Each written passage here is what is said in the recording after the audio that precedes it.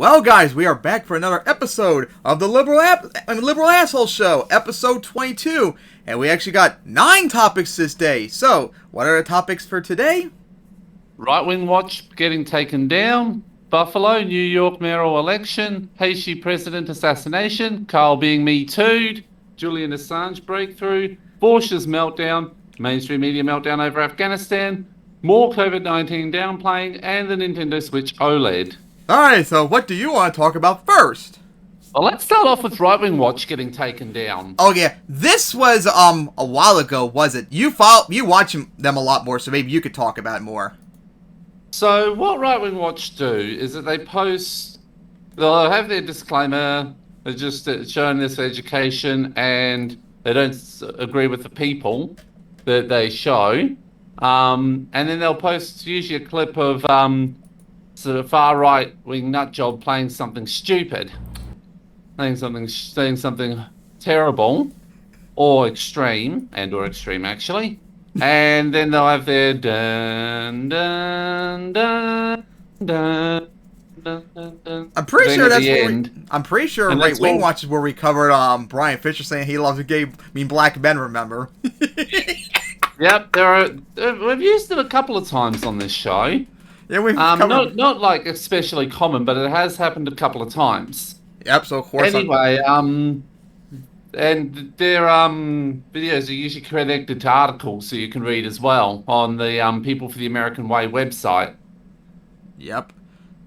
And so, they got taken down a while back for a day or two. Again, an example of the failures of the bots that now they don't run YouTube. They are YouTube now. Yeah, because Kyle covered a video on that too. So, Right Wing Watch got up like sometime later after that. Because remember, YouTube said they were not allowed the channel back up. Remember? Yeah. Yeah, they got their channel back up after a while. But yeah, what was the reason? Hang on. Well, while you go find it, let's go play Kyle's video on that he covered a few weeks ago. Hopefully you can hear him. So a couple days ago, Right Wing Watch was banned on YouTube. Now, they were banned for like maybe half a day or a full day, and then they were unbanned. But the way everything unfolded was fascinating. So first of all, YouTube said, after they banned them, when there was a little bit of pushback, YouTube was like, we didn't make a mistake, we're banning them for a legit reason. They're spreading conspiracy theories, they're spreading xenophobia, they're spreading fringe nonsense. But then what happened is after... That's because YouTube does not understand context. Nope, their bots don't. Yep. That's the problem too I've said about YouTube when it comes to bots. You need humans to check this shit because bots apparently can't understand context because Right Wing Watch wasn't promoting that shit. They were showing conservatives and idiot right-wingers talking about this as something they said for us to laugh and make fun of them for and criticize them for. That's the difference. Like, damn. Just like when I criticized, Dennis Prager, and I can't remember the other... Oh, Charlie Kirk's dumbass when they're saying, you criticizing Israel, that's anti-Semitic, when I made fun of him for that 2 years ago. I got suspended for a week on Twitter because of hate speech. Remember that? Opposing Israel genociding the Palestinians is anti-Semitism, apparently. And this happens to a lot of progressive YouTubers too, where they cover idiot right-wingers saying something really stupid, and then they get flagged even though they don't agree with what they're saying. They're making fun of them. You have to be able to distinguish between the two. No, posting videos of conservatives saying really stupid things to criticize them is not the same as promoting them, you fucking moron YouTube bots. Yeah. The rest of the press, like mainstream media outlets, started picking up the story. YouTube was like, oh shit, no, our bad. We didn't mean to ban them, so unban them. It was just a mistake, no big deal. So notice, they responded to the pressure. By the way, this is exactly what happened with Adpocalypse. When Adpocalypse happened, there was like a Nestle ad that made it on a white supremacist channel, and then YouTube got hit with 1,000 articles against it, talking about how, they foster hate, and it spreads like a cancer, and then YouTube was like, oh God, our bad. What we'll do to stop this is defund all news and politics. They do, but unintentionally. Yeah, it's algorithm. It's not doing it on purpose. Like, goddamn, that's how stupid these people are. Yep. Right now, overnight. And so it's terrifying for a lot of... And of course, that affects everyone else who isn't any of these groups, which is bullshit. Like Kyle and all of them. Remember, they lost like 80 to 90% of their revenue in some cases, which is ridiculous.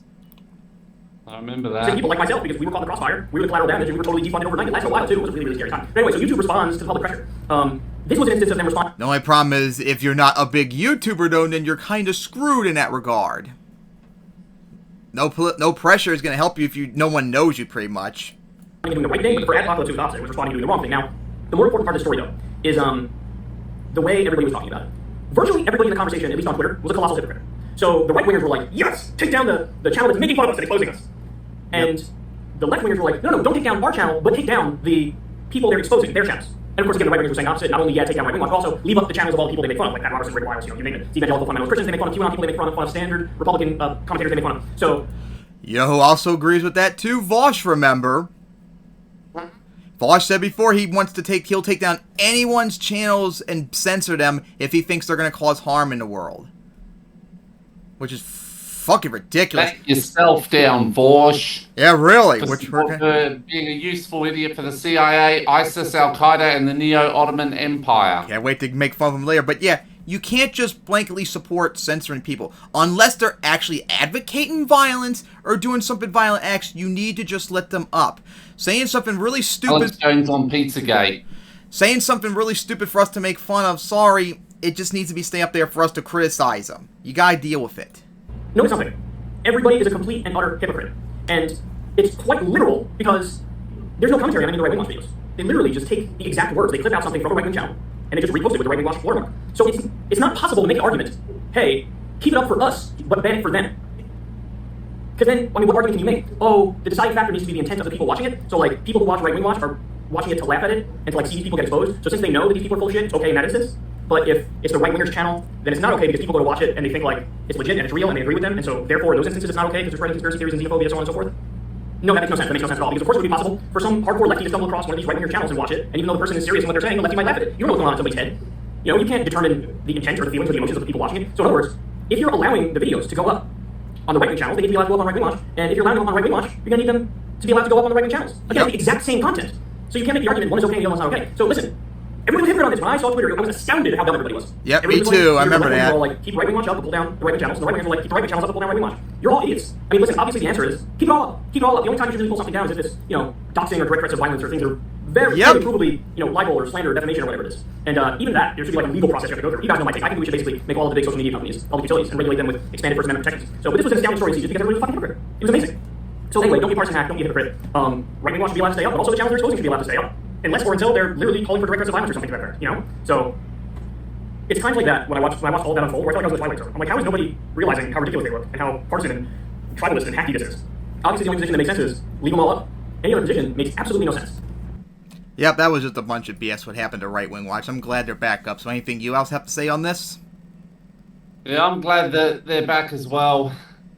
The exposures continue, but it's only a portion of what they have on the full thing on People for the American Way. There's actually quite a few videos that don't post on YouTube, but you can see them if you're on the site itself. And hopefully we'll get to cover more of their videos in the future because it's not my fault, you dumbass conservatives. You say stupid stuff for us to laugh at. Maybe stop saying dumb things. Maybe we won't have to laugh at you and criticize you. Alright, so now, what do you want to talk about next?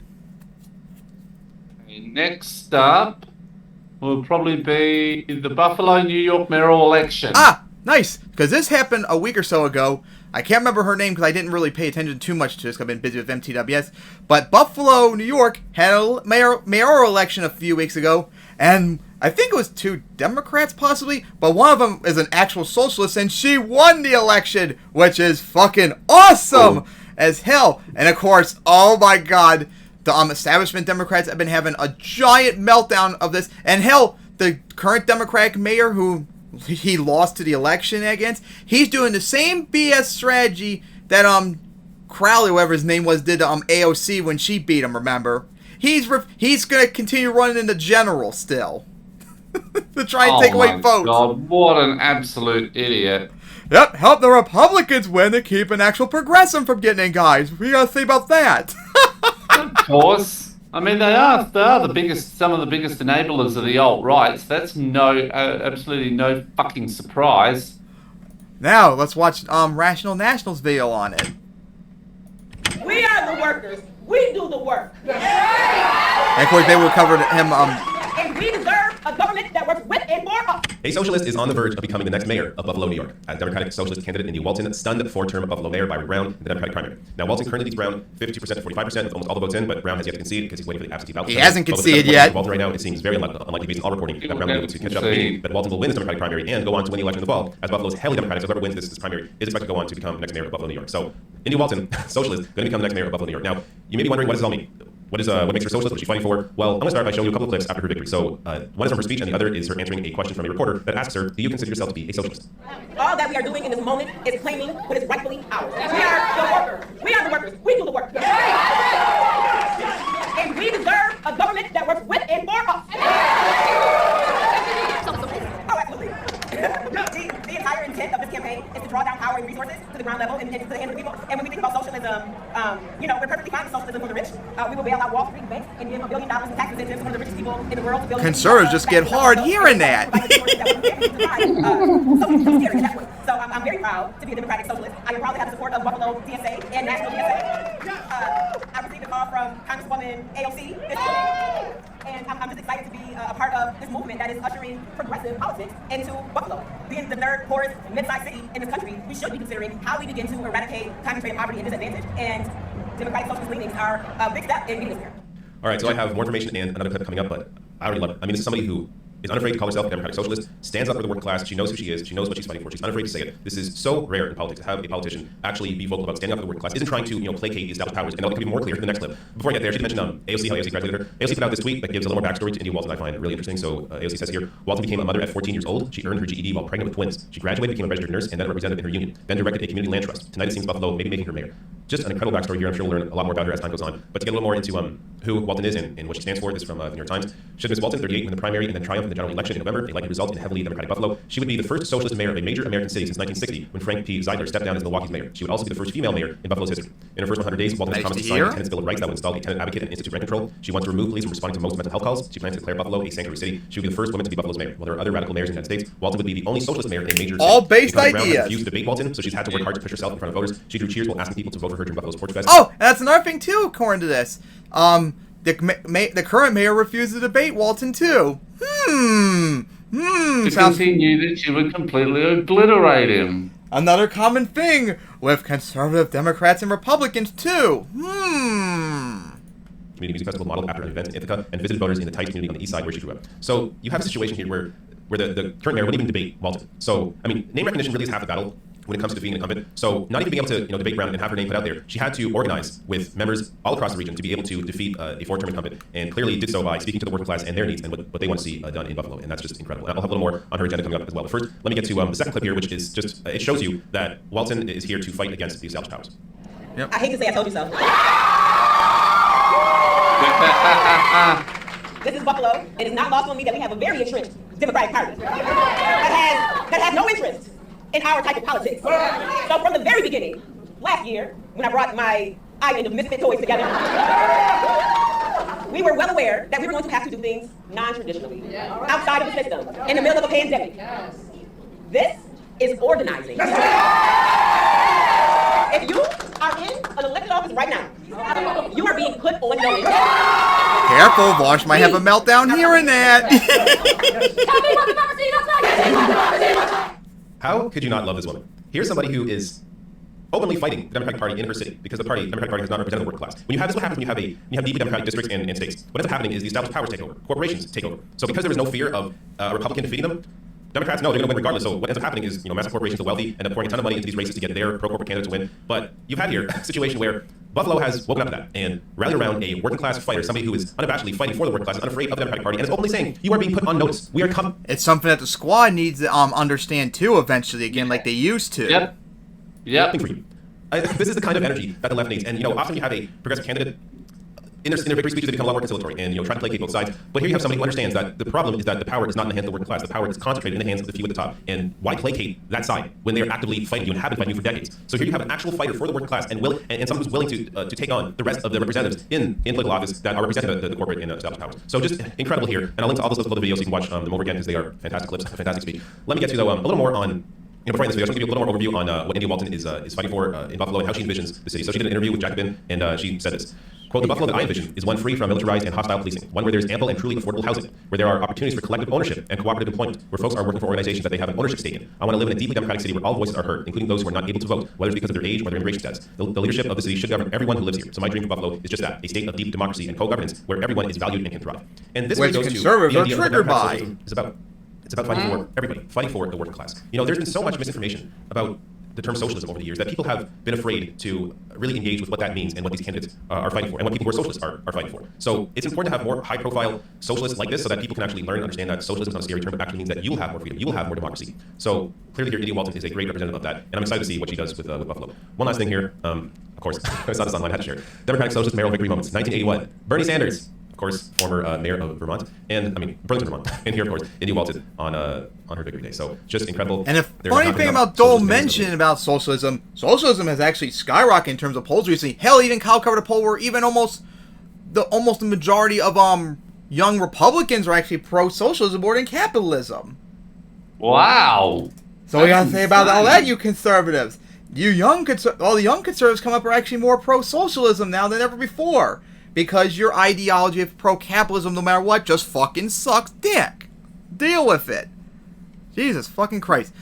And like I said, squad, you need to start having a backbone again to criticize the establishment like Walton is apparently, which you guys used to do, but now you're not really anymore. Which is why Jimmy Dore and them Jimmy Dore stands think they're corporate Democrats now. Yeah, a lot of this is on you. You gotta be able to criticize them, which a lot of times you just really don't anymore. That goes for you too, Bernie, remember. Yep. So hopefully, Walton and others will eventually scare them into doing stuff. And of course, fuck them! The current mayor refusing to concede and actually run into against her, try and fuck her over. Hey guys, remember, corporate Democrats and Republicans working together to stop progressives. I'm not surprised about that one, are you? Yep. Oh my god. Alright, so what topic you want to talk about next? The assassination. So this happened just a week or so ago. I haven't really covered it much, but Haiti's president at the time, from what I heard, because I haven't paid too much attention of it, was assassinated in the middle of the night. So, since I didn't get to really hear about it too much, let's watch Crystal and Kyle's and Friends video on, so we can see more context to it. So something that, I've been digging deep in is what's going on in the country of Haiti, as you guys of course know. The president there, Jovenel Moise, was assassinated, and we still have no idea, basically, who or what or why this happened. We're getting this line out of the Haitian government, and even that word should be loosely used, because the guy who seized control there, he had already been fired as prime minister. There was a new one that was supposed to come in the next week, but he's sort of claimed control. There's barely any elected legislators because Moise had overstayed his term and didn't call elections. So there's only multiple constitutions. There's multiple constitutions. There's only 10 elected legislators in the entire country. A lot of the judiciary had resigned because he overstayed his term, and we, by the way, backed him in overstaying his term and ruling by decree. The Chief Justice, who in one of the constitutions at least would have been the successor, died of COVID a month ago. So you've got just a total vacuum, complete question marks, political crisis, escalating humanitarian crisis. You already had an incredibly violent situation, an inflamed situation before Moise's assassination. So we're sort of relying on this quote-unquote government for any information coming out about the plot to kill Moise. But the details that we are learning, or at least think that we're learning, are pretty interesting.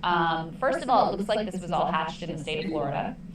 The government's pointing the finger at this guy's last name is Senon, who was The Haitian government is pointing the finger at yes, it. who was a doctor, who was Haitian but lived in Florida, and declared bankruptcy at some point and Not seemed to fancy himself as a potential future leader of Not Haiti.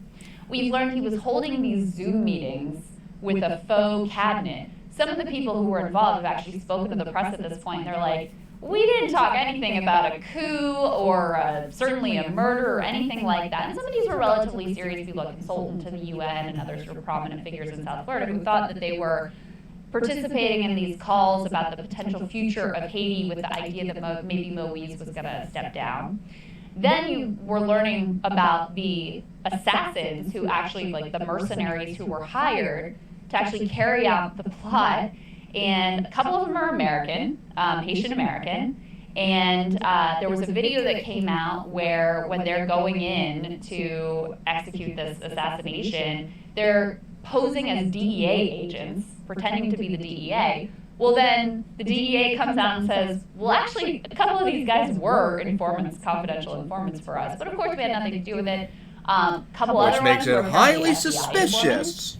And then the latest thing that we've learned here is that, this shouldn't be surprising, but there were a number of former ex-military Colombians who were involved as mercenaries in this assassination plot. And now we've learned that some of them were trained by the U.S. military. So, yeah, Colombia. Oh boy, another CIA assassination. Yeah, it's very suspicious. You can't be surprised if America was responsible for this assassination because Colombia is deeply in America's pocket, pretty much, if you didn't know that. A lot of Basically an American puppet here, state. total lack of clarity about what actually happened. And Remember when they wanted to invade Venezuela and kill everyone? Yeah. Being honest about what they're learning. They're apparently not allowed. There are U.S. investigators on the ground, which is also kind of like, okay. But they're not allowing them to talk directly to the suspects that they're holding, so that's where we are. Yeah, so a few things. First of all, this guy who was assassinated, the president, Moise, the fact that they're calling him president is to give away in the West that he was our guy. Because he wasn't a fucking president. First of all, he stole the original election. He never won the election. He stole the original election. Second of all, as you already pointed out, he overstayed his time in office. And I remember I watched a documentary from Vice, and that came out before this happened. Yeah. And in the documentary, they're pointing out, yeah, it's an open question as to whether or not he's going to leave when his term is up. Because he wants to stay past his term and just steal it. And then, lo and behold, he ended up stealing it. And so I just want to get that out there so everybody understands. It's not, I don't buy the narrative of like, here was a guy who was actually standing up for Haiti and he was assassinated because he was on the side of the people. Yeah. Not true. Not true at all. The other thing is, in that documentary I saw on Vice, this obviously was before Moise was assassinated, Haiti is totally fractured. So the government's barely functional, if functional at all. They still haven't even recovered from the earthquake 11 years ago, for God's sake. That's how bad it is.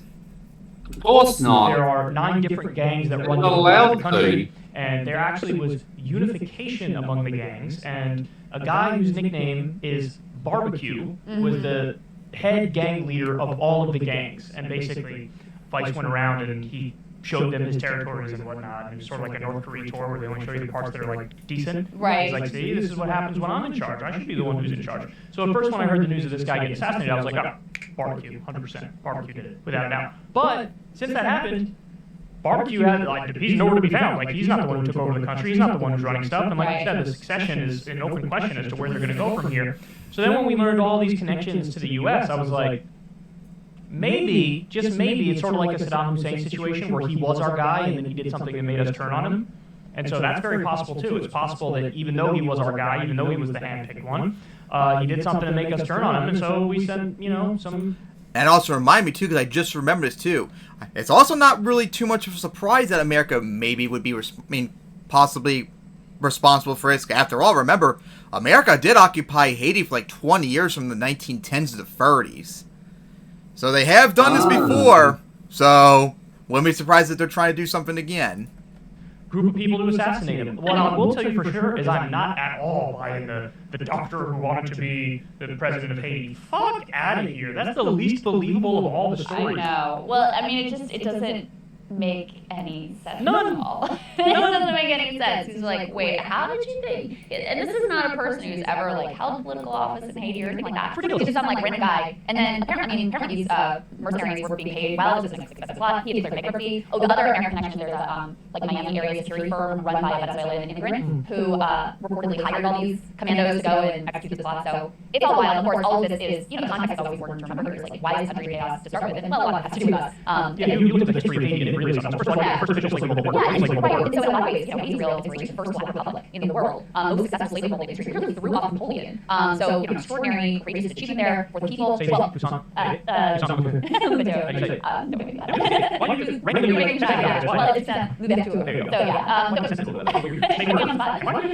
anyway, immediately from the jump, France is messing around in their affairs, saying like, look, we're going to invade again, and they're very fearful of, France coming back and taking back over if you don't pay us back for all the stuff that you took that was ours from our colonial times. And U.S. and other Western powers backing them up, basically like, yeah, we're going to trade you until we pay back that debt. So from the end, the U.S. for, I think, 60 years wouldn't even recognize Haiti, the first World War Republic, because of implementation. Owners were like, oh. And then Spain did during the Civil War while we were distracted. And of course, America invaded and occupied them for like 20 years.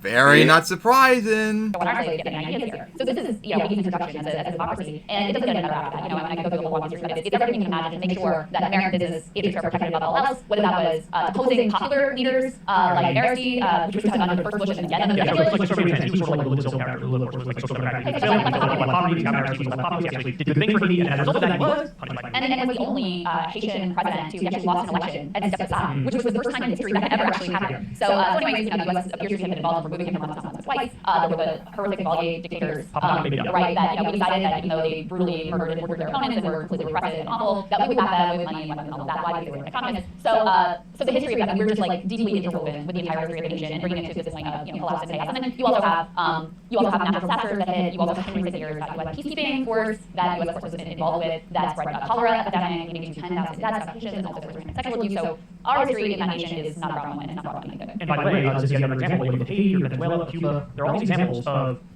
countries made up of people of color that experiment with left-center politics, and immediately the U.S. involved tries to overthrow whoever in charge. Right. Seemingly the only countries in the world that kind of in the past to experiment with left-center politics, Scandinavia. Yeah. So it's interesting. The really hard part is racism. I think it's racism, and I think it's also just money and power. European nations were wealthier, and sort of like we trusted them since they were like wealthy, like they were too far.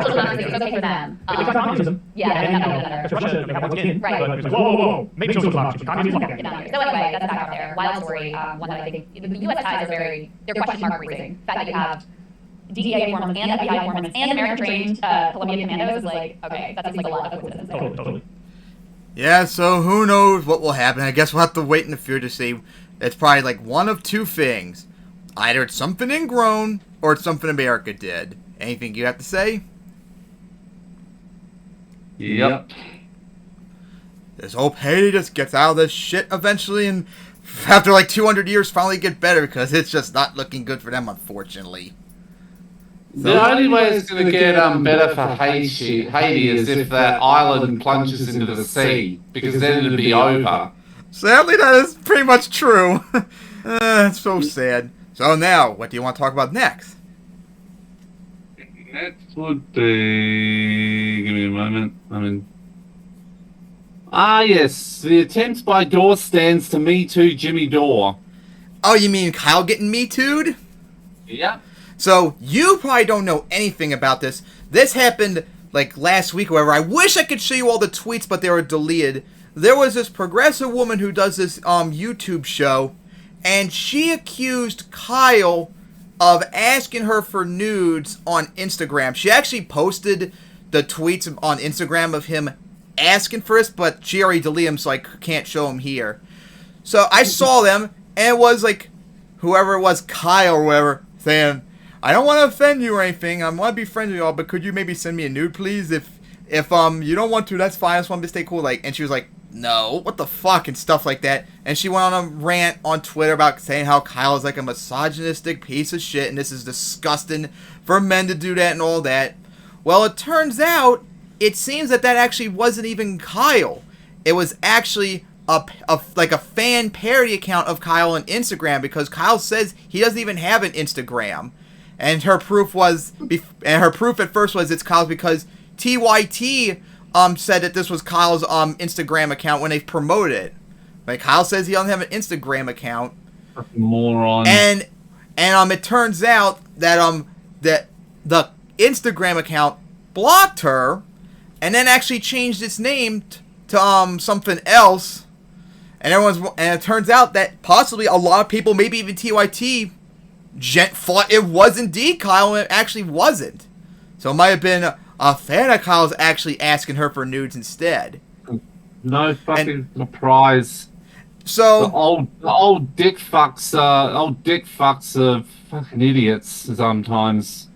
yeah, so she didn't really apologize unless I saw the videos of them talking about afterwards. But she did delete the tweets and all, like she said she would if it wasn't really him. My question though is, why on earth would someone impersonating Kyle or even having a fan account do that? That seems a little weird, don't you think? Why? It makes me wonder was that maybe done on purpose to make Kyle look bad, perhaps? That seems. Considering his things with door stands and Vosh stands, you can't deny it. Yeah, you can't deny it. It's potentially Yeah, I've heard allegations on Twitter that the woman who did it is a door stan. and of course She's mad for Jimmy Dore and was trying to retaliate on Kyle for not agreeing with Jimmy Dore 100% and calling Anna Kasparian a fucking cunt and calling for both of them to be bashed and attacked and censored. And of course, Mike from Hugh's report covered Kyle. Shu did as well. And then Kyle actually responded, "That's not my Instagram," and anything like that. So it seems to have been resolved right now. It's just like a really weird thing. I wish I could have had the pictures though to show them here. It's just really, really weird. And also, does that seem like something Kyle would do to you? I just can't even imagine Kyle personally doing something like that. He's got a girlfriend already. If he that's not. I mean, that's like just, if you want to go after him, try and prove he's an actual sellout, not the joke big seltzer sellout that meme that we have for years and years and years. Yeah, I just can't. Kyle just does not come across the person that would do that. It seemed like very suspicious when I first saw that. But of course I didn't like how this is like all men's fault, stuff like that. Like, come on, man, don't start doing no misandrous bullshit on us. This is not something that all men do and crap like that. That was really annoying. It's like batshit insane feminism that goes too far and blames men for like literally everything. It was so disgusting. So anything you guys say about this, even though you don't know much about it, unlike me? I mean, considering the shit that he's been involved with the last month in regards to the TYT door drama, it would not surprise me if it turned out that that she was a Jimmy Dore fangirl or maybe a Vosh fangirl. Just trying to punish Kyle for whatever reason. I'm more just curious about that Instagram account. Like, if you know for a fact if you're impersonating Kyle or running a Kyle channel, why would you do something like that when people thought that you were indeed Kyle? That seems like really weird. If you really are going to do something that dumb, why not do it on your normal account or do another account instead? That's just very weird and very suspicious to me. Alright, so I guess we've talked about that enough. So what do you want to talk about next? The Julian Assange breakthrough. I wanted to talk about this last time, but unfortunately we didn't get enough time. So anyone doesn't remember, Julian Assange is part of WikiLeaks, and he revealed like information of how bad the American government was and all that. And for like the last few years until like 2019, he was stuck in the Ecuadorian embassy in the UK to avoid fake sexual assault charges and allegations and all that. Unfortunately, he was kicked out and he's been in prison now for like the last 2 years. And there's reports that he might be on the verge of dying for like the last year or so. And the whole thing is just a bunch of bullshit. Now, of course, as I believe Kyle covered, let me go find that video, that indeed the claims against Assange were, as we said, for like the last few years, bullshit. So here's the video. We have some excuse me. I don't know how to talk, and I talk for a living. We have some pretty big breaking news about Julian Assange. So there's an Icelandic publication called Stunden, I'm not sure how to pronounce that, and they found that a key witness in Assange's case admitted to lying in Assange's indictment. They say a major witness in the United States Department of Justice case against Julian Assange has admitted to fabricating key accusations in the indictment against the WikiLeaks co-founder. Let me just give you a little bit of this here. A major witness in the United States Department of Justice case against Julian Assange has admitted to fabricating key accusations in the indictment against the WikiLeaks founder. The witness, who has a documented history with sociopathy and has received several convictions for sexual abuse of minors and wide-ranging financial fraud, made the admission in a newly published interview in Stunden, where he also confessed to having continued his crime spree whilst working with the Department of Justice and FBI and receiving a promise of immunity from prosecution. The man in question, Sigurdur Ingi Thordarson, which is only, the most Icelandic name I've ever heard in my life, he was recruited by U.S. authorities to build a case against Assange after misleading them to believe he was previously a close associate of his. Wow. So, this article goes on. I'll leave it in the video description box below and you can read the rest of the details. But listen, originally, what did they say? They tried to say there was some, sexual misconduct allegations against Julian Assange. Eventually, that was totally dropped. Why? Yep. Because it was completely fabricated. Yep, that's what we've been saying for years. Then, of course, the Trump Department of Justice went after Julian Assange. And listen, the reason they're going after him is because he embarrassed the government. Showed the world what the United States military was doing in our illegal wars.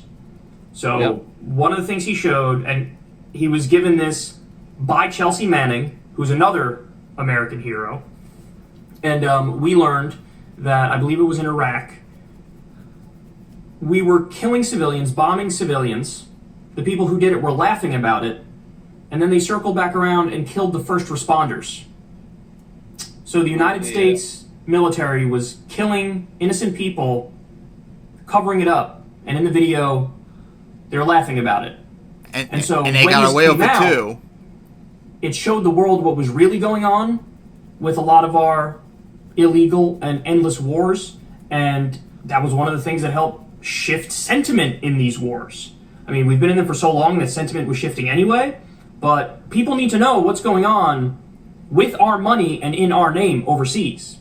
And instead of the government seeing what happened and then going after the people who killed innocent civilians and were laughing about it, the people who killed journalists, the people who killed the first responders and were laughing about it, who did they go after? They went after the whistleblowers. They went after the leakers. They went after Chelsea Manning, Julian Assange. Of course, Edward Snowden did the NSA leak and gave that to Glenn Greenwald, and now Edward Snowden has to hide overseas because, again, crossing the United States of America, the imperialist power. The US hasn't gone in and shot Edward Snowden and assassinated Edward Snowden is because they do seem to have a tiny little bit of a brain and realize that Edward Snowden is not worth starting World War III over. Most unforgivable sin and biggest crime of all. Even though, again, these people are whistleblowers. Edward Snowden was saying, hey, the U.S. government is violating the Constitution. You have no protection from unreasonable search and seizure. They're spying on everybody. So he's the one who's really upholding the law and upholding the Constitution, but they went after him. Julian Assange is doing the job that an actual journalist should do. But it turns out his videos were a little too juicy for the U.S. government, and so they went after him. I mean, this is a guy who's a hero for exposing what was actually going on in our wars. Chelsea Manning's a hero for having a conscience and giving it to Julian Assange. And so now you have all these fabricated charges, and they act like, whatever, he's working with Russia or some shit, which is nonsense. And by the way, even if you are working with another government to get dirt on a country when we should know that dirt, I feel like that's the bigger point to make. That's the bigger point to make. So if some Russian dissident leaks some very damaging information on the Russian government and does it in the United States of America, should we all be like, how dare you do that? Or should we be like, damn, that dirt is crazy. That shit shouldn't be happening. I think all of us... That's the exact same shit they did about the DNC leaks, remember, that showed that they cheated Bernie at the primary in 2016. Yep. Would be like, of course this person's a hero. They're leaking, information about what's going on. We need to know this shit regardless. That's the point. We need to know this stuff. It doesn't matter where it came from. We need to know this stuff. What happened in Iraq is unexcusable, and that's the end of it. Yep. So the Russian government is acting in the name of the Russian people with their money, and they're doing all these terrible things. People have a right to know what's going on. So if somebody leaks that, we say they're a hero, even if they got that information from the United States, from an enemy power, because it's something that should be known. And I feel the exact same way about Julian Assange. I don't think he's working with whatever governments or whoever, but even if he did get the information from there, it's information that obviously we should know. We all should know that our government was dealing with people with our money and in our name. Because we want to stop that. We want to learn to stop that. It's the same thing that happened in Vietnam with Daniel Ellsberg and the Pentagon Papers. We learned that we were using napalm and Agent Orange and killing, destroying these villages. These landless peasants were getting murdered in Vietnam, and we leaked that. I don't care where you got that information from. I'm happy you leaked it because we should know it. Duh. So, it's crazy how this conversation has been so out of whack for so long, but now we know, and nobody should be surprised. This stuff is fabricated. A lot of stuff is fabricated. All the weird angles they're looking for to take out Assange, nonsense. It's nonsense. So, free Assange, man, and for Joe Biden, I don't want to hear another goddamn word from Joe Biden or anybody in mainstream media, people who consider themselves liberal media. I don't want to hear any grandiose speeches about how Trump was against freedom of the press, the way of freedom of the press, we need the press, yeah. I don't want to hear anything about that. I don't want to hear a word from Joe Biden about believing in the First Amendment, believing in the Constitution, believing in free press, believing in free speech, believing in accountability and justice and humanity. I don't hear a fucking word about it unless and until you drop the case on Assange and pardon him. That's what I want to see you do. Drop the case and pardon him and apologize. Edward Snowden actually said the other day, John McAfee allegedly killed himself in prison. He said a million times before he died, I will never kill myself. So it's questionable and sketchy. I have no idea if he actually killed himself or didn't. It's very possible he didn't because he said he would never do it, but it's also possible he did to try to go out as some sort of a legend because if you've ever seen that documentary on McAfee, if anyone who's going to say they wouldn't kill themselves and actually kill themselves, it might be McAfee. Again, don't take my word for it. Watch that documentary, you make up your own mind. But to be fair, I have no idea. I'm agnostic on whether or not he killed himself or whether or not he was killed. I don't think Epstein killed himself. McAfee, maybe not. You make your own mind up. Watch that documentary, get the full picture, and then you make your mind up. Anyway, so Edward Snowden said after McAfee died, Julian Assange might be next because McAfee died after he learned he was supposed to be extradited to the U.S. If Julian Assange at any point they decide he needs to get extradited to the U.S., he could be next. We don't know what's going to happen. But, as Edward Snowden pointed out, the U.S. prison system is notoriously terrible. It's infamous for how horrendous it is, and how there's no human rights and no protections, and people are treated abysmally. So, especially, and Snowden's point was, anybody for a non-violent crime, nobody should extradite anybody to the United States of America. Anyway, if they're going after you for some non-violent thing, and you're being held in Europe should under no circumstances extradite those people. So, I agree with him on that. You also have somebody else, I guess it's somebody who Julian Assange might be dating or something, who's begging Biden, like, if you want to show you're so much better than Trump, free Assange. I completely agree. I really hope he gets out. It's a crime. He's been locked up for so long. And now we know. Not only were things fabricated in terms of the sexual allegations against him, of course they were fabricated, and the U.S. government was mucking up any charge they could, even if they had to pull it out of their ass, to try to go after this guy. Because they wanted to send a message. Don't you dare, ever leak on the most powerful people. Don't you ever leak on the military-industrial complex and show the true face of the empire. We're trying to make it seem like we're fighting for democracy and freedom and human rights, and when you prove that it's a farce, it really undermines our cause. So now we're going to make an example out of you. That's what they did with Assange. And he's a hero for exposing it. And now we know, in every imaginable way, this has been a fraud brought about by the U.S. government. Free Assange and free him now. Yep, free Assange. Yes, free Assange. And of course, let Snowden come back and stop persecuting Chelsea Manning too. So anything you want to say about this? Jeez.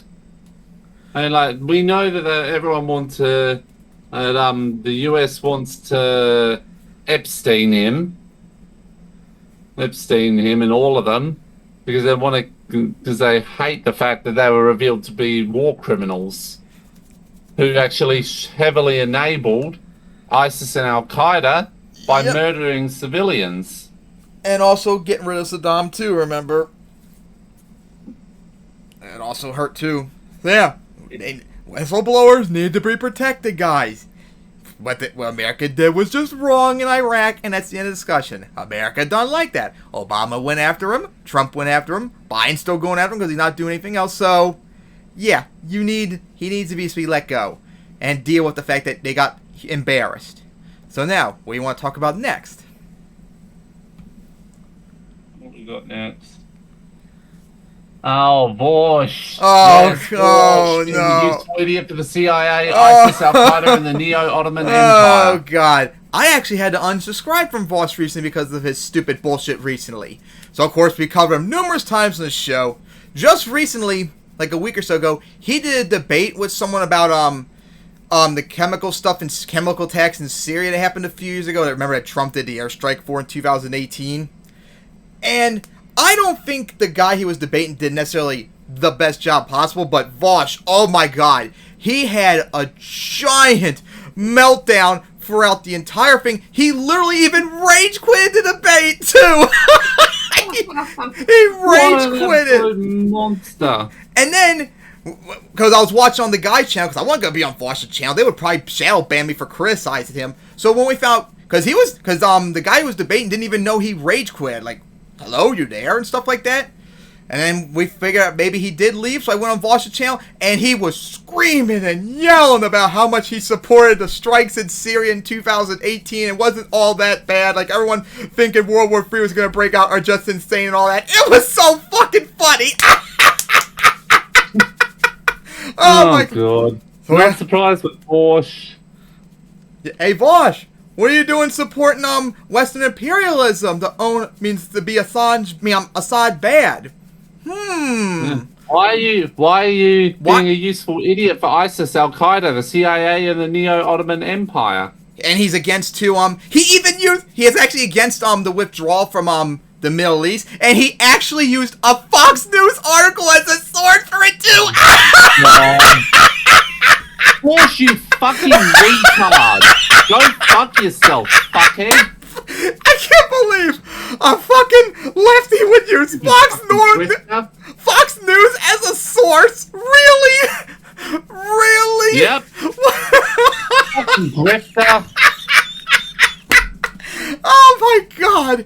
Oh, he had a meltdown too. If we pull out of the Middle East, they'll become very unstable, and then it'll lead to China coming and making their puppets and all that. First off, they're already heavily unstable, and that's because we're there. Iran's already a puppet of Russia and China. For God's sake, the Middle East is a shithole because of us, you idiot! God damn, Iraq is less stable now than before Saddam was in power. Afghanistan was more unstable now than it was before the Taliban was in power. Syria is more of a shithole and unstable now because of the Syrian civil war. Oh my god, look at Libya! Look at fucking Libya, what we did for God's sake. Libya's been a failed state ever since they toppled Gaddafi. Yeah. Syria's basically a failed state as well. Oh my god. It doesn't matter when we pull out. They already are unstable, so there's nothing that we can literally do about it. We make it worse. We're spending all this money that should be used for America and other places instead. But no, we're wasting money here. And then you're having a meltdown for us pulling out too. Which we're going to get to the Afghanistan withdrawal later on because the meltdown on that has been absolutely hilarious. Oh my god. So yeah, Washington defending Western imperialism on that regard was so disgusting I finally had to unsubscribe from him. Oh my god, he has gone absolutely insane. What the absolute... Yeah. Dylan Burns has been a bad influence on him because he is another one of these people that's making him become this way. It's disgusting. Oh, and then another thing too... Turning Vosh into a fucking grifter. And turn him into an interventionist dumb fuck. Oh my god. I like it how too, I just forgot to mention too, his argument about, if we pull out, it'll be either unstable and China taking over. That's fine enough, the exact same shit that neocons would always say, remember that? Yeah, neolibs, yep. Just like they said about Obama leaving Iraq, just like they're saying now about Biden leaving Afghanistan. Oh my god, will you stop making terrible fucking arguments? I expect better, though, from a supposed leftist. I know neocons and neolibs are idiots, but you, Vosh, you're supposed to be a lot smarter than that one. God damn, what is wrong with you? Jesus Christ. And then, oh my god. Oh my fucking god. The guy that he was talking to, he kept insisting that the guy was defending Assad and all that, and the guy was like, "No, I don't defend Assad." He's defending ISIS, Al Qaeda, the Neo-Ottoman Empire, and the CIA. And he kept saying, "No, I don't defend Assad. He is a dictator and all that."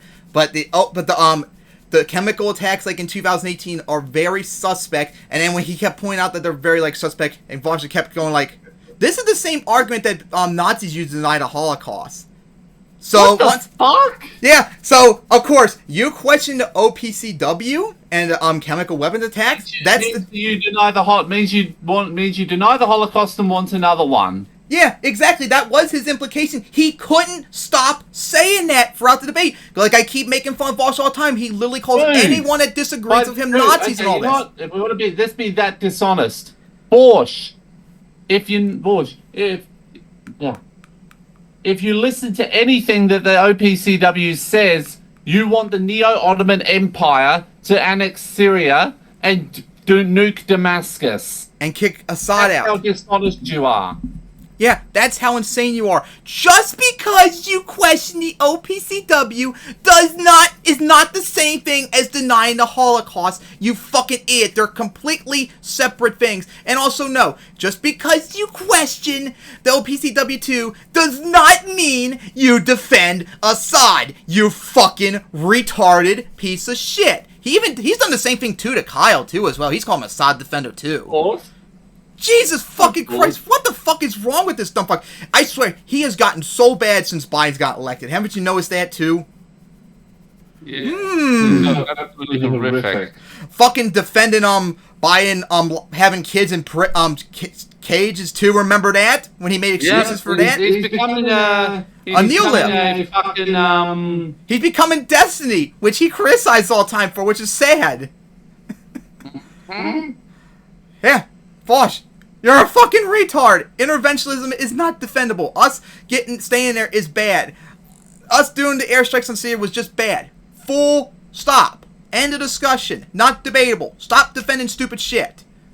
Jesus fucking Christ. And then, oh my god, like his audience too, we made fun of him before. His audience on his comments just suck up anything he say and just keeps repeating it over and over and over again like fucking puppets they are. God damn, they're retarded too.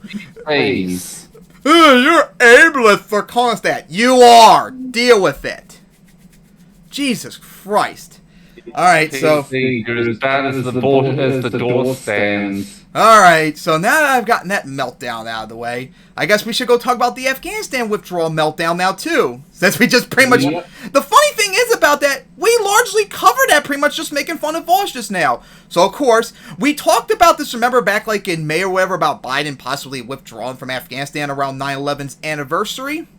Yeah. And of course, we said too, we're going to bring this up back in September, see if he really does do that, because remember when Obama said he was going to get out of Iraq, and that really ended up not happening in the end? So, in the last time we talked about that, there has been some positive things happen. America just withdrew from the biggest air base in Afghanistan too. So that's a huge thing, because that's going to pretty much limit America's capability to do anything in there. So, maybe he is indeed being true of what he said, but we'll have to wait and see if that is indeed the case. But oh my god, the mainstream media, as like we made fun of Vosh about, are having an absolute meltdown about him leaving Afghanistan. It is so fucking funny. And it goes, and of course they're crying, the Taliban are taking over after we left. We can't let this happen. You do know they had more territory now than they did before we even intervened in 2001. You do know that, right? No, they don't. Or maybe they do and just lie about it. Possibly. And then, of course, they're going to do, like, global jihad and all that. The Taliban is just nationalist. Not the Taliban. The Taliban... Afghanistan, Pakistan, and maybe a couple of the other Soviet stans. That's it. Yeah, the Taliban are nationalists, more like. All they care about is having their jihadist state in Afghanistan. They're not like Al-Qaeda, who wants to do global jihad. They fucking hate each other, for God's sake. Hell, the Taliban, as Kyle covered, they literally kicked out ISIS from Afghanistan, remember? Yep. Because Yep. they're a threat to their power. All Yep. all the Taliban care about is controlling Afghanistan. That's all they want. As bad as they are, they're not going to do a global jihad, for God's sake. And they're doing all this, and they pretty much did the exact same arguments that we just made fun of Vosh about. If we leave, the Taliban will take over, even though they already pretty much did it everywhere. China will now go in and make them their puppet and all that, even though Taliban will definitely not allow that at all either. Just like they kicked out the Soviet Union. If China's smart, they will not go into Afghanistan. Yep. In any way. Yeah. So the fact that they're making a meltdown of this, and there's one thing I have to give Biden 100% credit for, is Kyle's covered it too. He is actually being a smug asshole about the people criticizing him for doing it. Like the one time Biden's doing something 100% good, and it's this. It's so awesome. So let's actually watch Kyle's video on it. Rewind. So Afghanistan has been in the news a lot lately because the United States is drawing down. Of course, recently we left Bagram Air Force Base. That was our biggest base in Afghanistan. Basically the size of a small city. Apparently at its peak in 2006, between 2006 and 2010, they had 100,000 U.S. soldiers there. So we drew down, and listen, guys, you better what do. Now, ultimately, will Biden fully withdraw from Afghanistan? Again, that's yet to be seen. It's very, very likely he's going to keep, some number of contractors there, some number of troops to continue to train the Afghanistan military. So yet to be seen. My guess is there'll be at least like 1,000 U.S. operatives there, even when we're fully out. And that's not fully out means fully out. But hey, credit where it's due in the sense that we withdrew from the base. It's a big news story. But what's happening right now is exactly what I told you guys about, which is all of a sudden now the media is getting incredibly critical of what's happening. So when we were there, and 1,000 things would go wrong on a daily basis, there was next to no reporting about it. Like the example I was going to is, you would think that we learned that we were allied with warlords who had child sex slaves. You would think that story would have been so big that it was like a week-long scandal and every media outlet was covering with their hair on fire. What are we doing? I'm not there. Instead, we're propping up child rapists. But nobody really talked about it. There's another fact from 3 or 4 years ago, something like that, where I think it was an LA Times article, or maybe Washington Post article, where they said that even after we'd been there for over 15 years at the time, the Taliban now controls more territory in Afghanistan than illegally invaded. So in other words, by any objective metric, we are losing the war, and the outcome that we say we want to facilitate the opposite is happening. And so, and then of course, the last time the story was critical, blew up in the media, was when we bombed hospitals in Afghanistan. Remember that? And we ended up killing massive numbers of civilians. That was the one that did fair. That one the media covered that a little bit, and they should have. But the point is, if you look at the totality of Afghanistan coverage, we were there for 20 years, and there would be times, and obviously I follow news incredibly closely since my job, there would be times when we go 1 year, 2 years, and I'd see like next to no stories about the fact that we're in Afghanistan, even though it's a war. It's a war. In the Middle East, we wasted $7 trillion. We have nothing to show for it. There's more profiteering happening. Our people died, civilians on the other side died. You would think that this would get the hair on fire coverage. I mean, whenever that big... $7 trillion in Afghanistan, $6 trillion in Iraq. Yeah. Oh, that's like well over half the current GDP of America. Can you imagine all that money being, I don't know, maybe used for Medicare for all, free education, all that crap? Can you imagine how much better we would be? Maybe invest in green technology.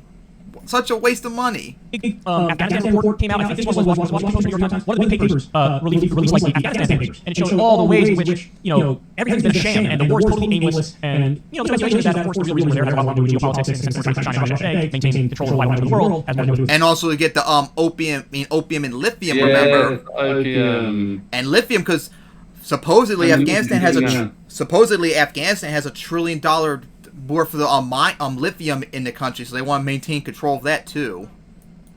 In mineral wealth, opium fields. So that's the real reason why we're there. But the Afghanistan papers ran out in like 2 days. What?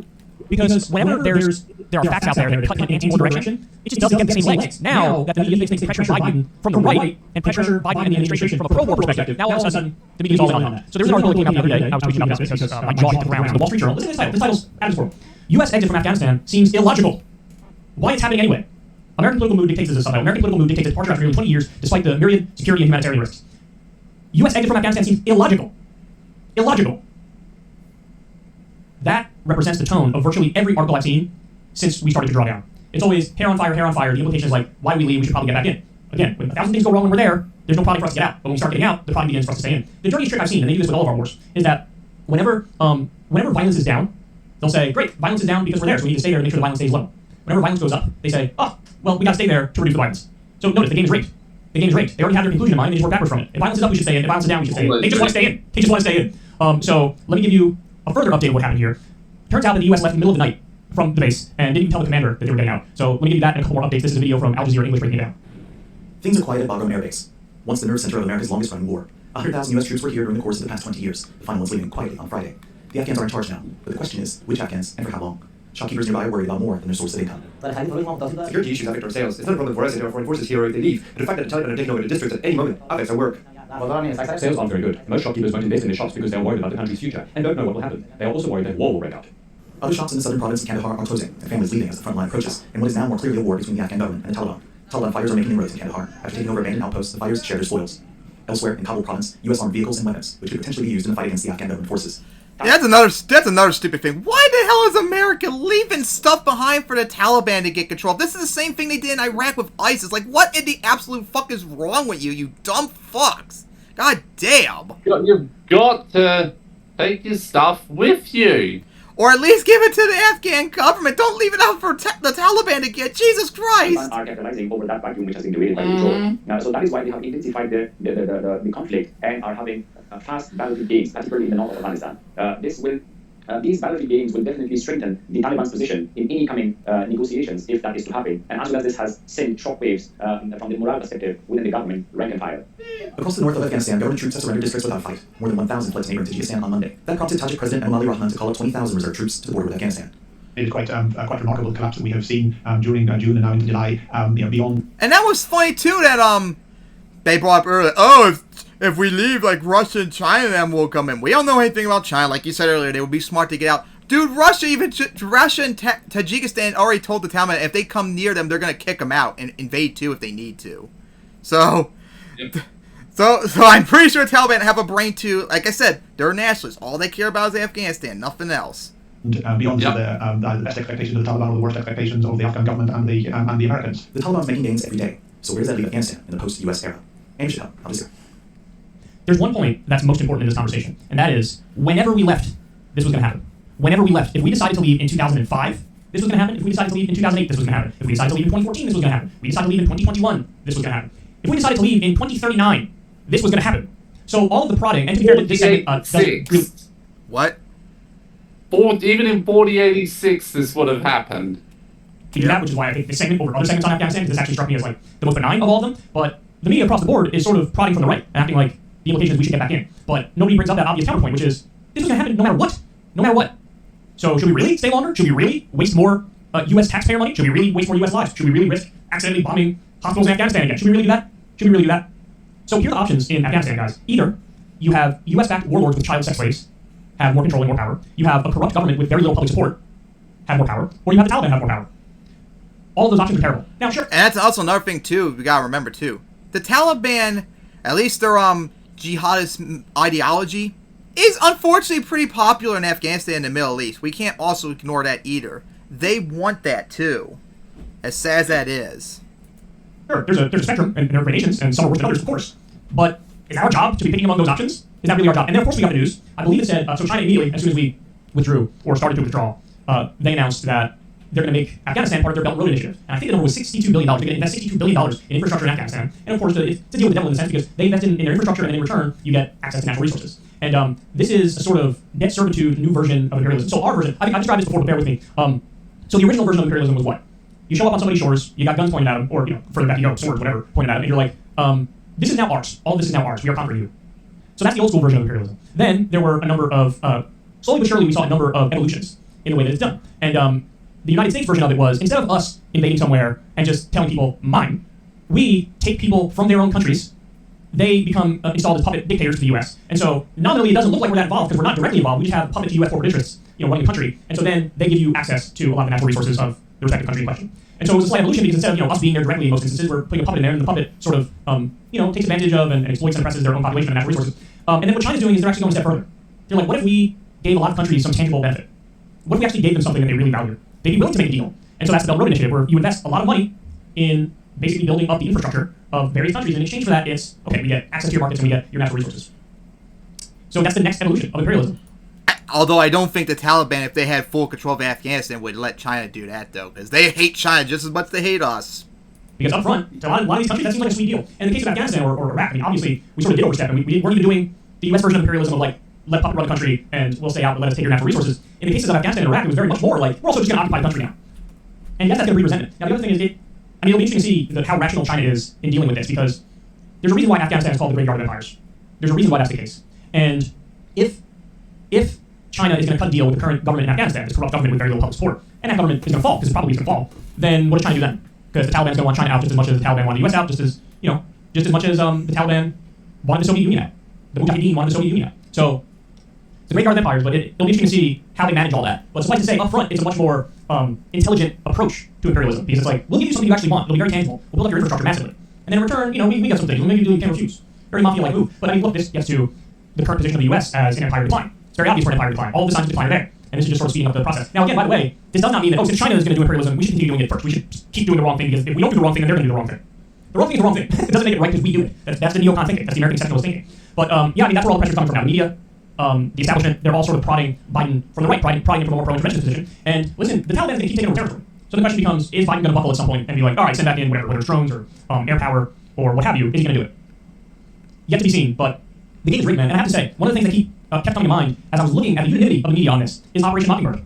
How, you had the intelligence agencies in the U.S. infiltrate the media, and they set the narrative. And, that's the way it works with a lot of these mainstream media idiots. It's whatever anybody in the intelligence agencies says, it's reported as fact, even though it's been proven over and over and over, these people are full of shit. Whether it was the build-up to the Iraq War, whether it was Russiagate. These people are full of it. So you have to verify what our intelligence agencies are saying. But we didn't do that. We didn't do that. They just reported uncritically. And so, Operation Mockingbird, I'm sure there were CIA operatives actually in the media. Is that still the case? Maybe, probably, honestly. But if not that, they just listen to their press releases and run with it. So that's why you see the media across the board, framing this drawdown as a huge mistake. Framing it as, being idiotic. But again, if you're looking at the situation objectively, way more things were going wrong when we were there anyway. They just didn't cover it that much. The media didn't talk about it that much. Or if they did, it would be in and out of the news in one cycle. So the sustained prodding and outrage is going to be from the right, going to be from a pro-interventionist position, and that's exactly what we're seeing right now. So just remember, whenever we were going to leave, this was going to happen. Whenever we were going to leave. So if anything, they should say, we should have ripped off the Band-Aid sooner. But your options are going to be U.S.-backed warlords with child sex slaves, the pro-government with little public support, the Taliban, and also China's going to spread their influence further. And they're going to, probably going to do it no matter what, but they're more likely to do it with the government, if the government maintains power. It looks like, as of right now, it looks like they probably won't the long term, the Taliban always take control of the whole country. But, don't fall for the nonsense about how the reason why we need to stay is think about the women living under Sharia. Oh yeah, that's another thing too. That's we gotta stay there to protect the women, even though we're fucking them over too in the process. There's nothing. Here's the thing, like I mentioned earlier, they don't agree with feminism over there. None of them do. Even probably the secular government of Afghanistan, all them don't even support women's rights. There's literally nothing we can do. They have to change their ideas themselves. Us being there is not gonna make anything better. We're best buddies with Saudi Arabia. Yeah. We're best buddies with Saudi Arabia. They have women's rights activists locked up right now. Right now. So don't get into this bullshit about, it's because we're against religious law. But one of our top allies has religious law. Beheading people in the public square for sorcery and witchcraft. Fuck out of here. See, that's what I'm saying. It's all the reasons that they give. The government doesn't bother giving anymore, but the ones that the media comes up with, it's not obvious bullshit. But we have a bunch of idiots and a bunch of, naive people in the media who will go wherever the intelligence agencies say, wherever the Pentagon says. And so, again, that's why you got to talk to loudmouth idiot YouTuber like myself to get anything resembling the truth. Yep, so hopefully Biden continues to pull out. That's all we could say. Yep. And of course, like we said, in September, October, whenever America's supposed to get out, we'll see and we'll cover if that is indeed the truth or not. So anything you need to say on this? Well, again, hopefully Biden does actually pull out. As for training the Afghan army, you should have trained them, 18 years ago. And of course, trying to do it now is not going to help. Also, they don't even really care either, because remember, a lot of them actually just want the Taliban to take over. Because they agree with their ideology in the end. Which is unfortunate. Alright, so now what do you want to talk about next? What's next on the list? That would be downplaying of COVID. Oh! Which is really topical for me, considering that Australia is currently going through a third wave of COVID. I was just about to say that too, so how is it over there? Okay, we're getting about 100 cases a day, most of them in New South Wales. Queensland, New South Wales and Victoria are currently in lockdowns. Queensland, Northern Territory and Western Australia have had snap lockdowns. South Australia has somehow avoided a snap lockdown. Ain't that where you're at? Which is really cool, considering that's A, my state, and B, that's the state that pioneered the snap lockdown. What a mess. But yeah, haven't you noticed this? I've noticed this too. One, you still have the idiots that deny COVID completely. Of course, they're never going to fucking go away because they're idiots. Two, we now possibly have a new version of COVID being spread everywhere, which, of course, thanks to all of you idiots not vaccinating, when you could have the opportunity to, now you got something else that unfortunately is killing a lot of people in the middle of the country where, funny enough, are the places that are refusing to get vaccinated the most. And also, haven't you noticed too, ever since the vaccine came out and it's more prevalent, people are nonchalantly not treating COVID seriously anymore? I can't be the only one that notices that too. It's really concerning because, guess what, guys? It's still here. And there are many places in the world, like Australia, and of course, remember, India, back a few months ago, remember that meltdown they had? Their COVID outbreak? And of course, they didn't even have access to vaccines because of America and the West. Hoarding them all that. So, no, COVID is still here, and you should take it seriously still. Are they downplaying a lot down there? There was a fair bit, especially in New South Wales, just prior to their third wave. Nonchalantly, oh, we're vaccinated now. We don't need to wear a mask anymore. We can just do everything as normal. All that. No. No. Not everyone is vaccinated, and COVID is still here, and of course there's variations of it that might be spreading out too, which the vaccine might not be as effective at to stop. So, take it very seriously still. Still get vaccinated, still wear your mask, which I have to since I can't take the vaccine for possible health reasons, but you should still get it and wear your mask regardless, and don't fucking take it, like, downplay it. We're not out of this yet. We're gonna probably be another year or so before we're fully out of this. Like, oh my god, the fact that people are, like, just ignoring this is just so annoying. And then when something breaks out that the vaccines can't cover with, I'm be like, I mean, that's your guys' fault for not taking the vaccine and ignoring the warning signs for months and months and months. And of course, it looks like you're possibly dealing with that too. Yep. So we're doing right now. We got over 1,000 active cases at the moment, and we've got 3 deaths in New South Wales. And that reminds me too. In my state, guess where the most deaths and active cases are? Red states. No, my state, my county. Ah, no surprise. Even though, funny enough, vaccine usage is very high in the area, so that's really weird. Like some of the highest in the state. Mm-hmm. That's really weird. So yeah, don't act like COVID's all over with, guys, because hey, we got the vaccine taken care of. No. It's not over yet. It's nowhere close to over. There are many places in the world where the outbreak is still very bad because there's just not enough vaccines for everyone. I think it was Biden had like a goal to hit like 70% vaccination by like 4th of July. I don't even think you even hit that yet even. So if that's the case, we still got like 30% of the more of the country that's still not fully vaccinated yet. Just think about that for a second. And vaccines been out for several months now. It won't be. And then, of course, think of all the billions of people around the world that still don't have access to it, probably. India, especially, several months ago. That's where the Delta variant came from. Yep, because we hoarded the vaccine instead of giving it to them as well. And, of course, what you're experiencing, too, probably as well down there. Yeah. Alright, so I think we're done with that. Now, maybe we should talk about the new Switch console. Yes. So, of course, Nintendo announced it a week or so ago, the Nintendo Switch OLED, which is the third variation of it. So, it's a slightly bigger version than the normal Switch. I can't remember the size of it, but it has a bigger screen, but it's just a little bit bigger, not that much. It unfortunately does not have better specs in it, which kind of sucks, because we want that Switch Pro, remember. It has a better kickstand, which, hey, good, because the kickstand on the normal Switch is god fucking awful. Like, why the fuck did they even think of something that stupid? Like, jeez, you got the normal Switch now, right? Yes. So, you've seen firsthand how bad that stand is. I haven't used it. There's no point. Yeah, it's so stupid. They did add storage, guys, but guess what? It's only 64 gigs. Yeah, you double it, but guess what? 64 gigabytes still ain't enough. You need 500 gigabytes to a terabyte to even be barely tolerable. But of course, Nintendo being dumb fucks and greedy can't put that in still. And then Infinity. And then of course, it's gonna be $349, which is $50 more than the normal Switch. That's $150 more, I think, than the Switch Lite. And it's supposed to come out, I think, was in around Christmas or something like that. So, anything to say about this? I mean, it's a start. I'm still more upset, not only about the size of the storage space. Why did they not increase the specs? People have been asking for years to make a Switch Pro, for God's sake, and they still haven't done it yet. Like, what the hell is wrong with them? Like the Switch, honestly, even back in 2017 when it came out, it still was had dated technology even back then. It wasn't even more powerful than the PS3 and Xbox One. And those were out for like 4 years beforehand. I'm not even sure if it was even more powerful than the Wii U. Like, come on, man. I think it was. Not like a huge amount, but it was like noticeable.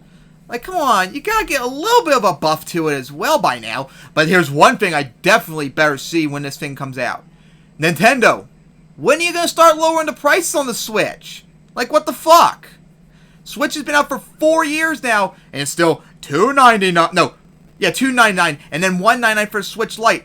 If this thing, when this comes out, I better see the price of the Switch Lite and the normal Switch start going down drastically. You've been holding on that price for so long, because normally prices of the systems go down even after, if they're very successful like the Switch is, after like 2 years usually the price starts going down. Yet Nintendo still insists to charge the same price. It's getting ridiculous.